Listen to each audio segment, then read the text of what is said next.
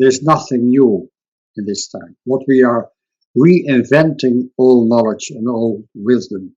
And it has been set down in the Vedas and the Upanishads. It has been set down in Tibetan Buddhism. It has been set down in the Kabbalah. It has been said in Gnostic Christianity. It has been said by Plato, who writes about a classical near-death experience where the soul is earth, but also writes that the soul is eternal and is just, the soul is experienced in a body which disappears as well.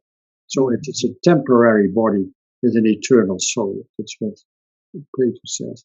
So it has been known always, and we have forgotten it since the last 3-4 centuries as well, because of the what we call science has changed, but it has changed into a materialistic approach, a materialistic paradigm.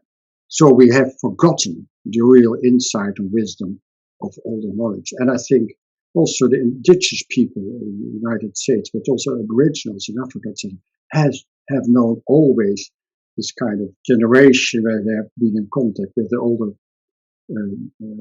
families, older members of the families as well, when they have died.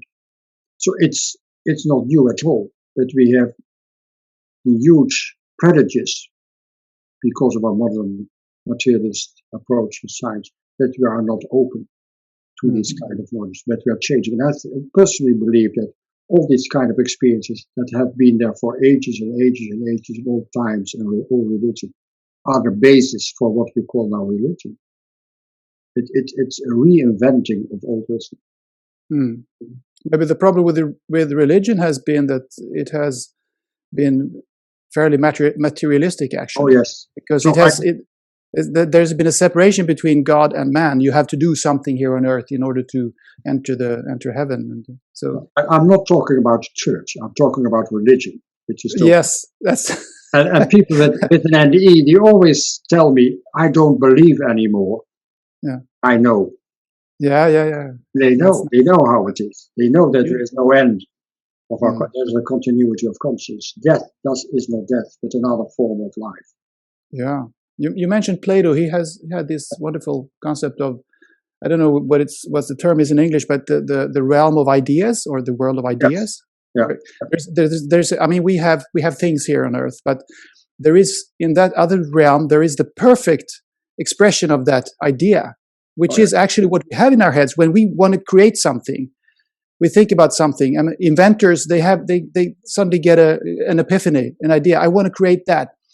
And then they do it, and then they have the physical result, which is probably a bit sub-optimizing of the first idea, because the idea is perfect.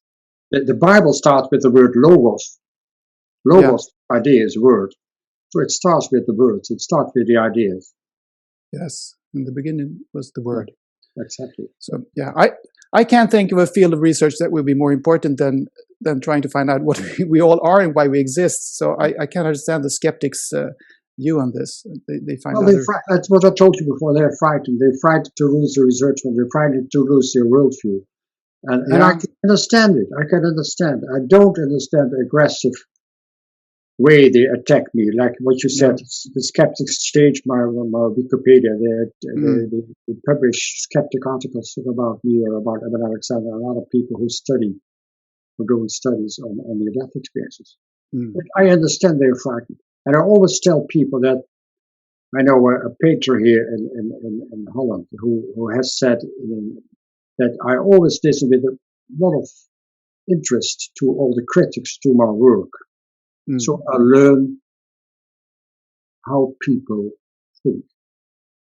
So it's always about the others. It's not about my work, but it's about how other people think. Okay. But that's not about this. We learn about the skeptics, how they think. It's not about my work. No, that's very wise to see it that way, because it's not. You shouldn't take it personally. If you take everything personal, you will just perish. It's not. It has been sometimes a little bit difficult, but now I've learned.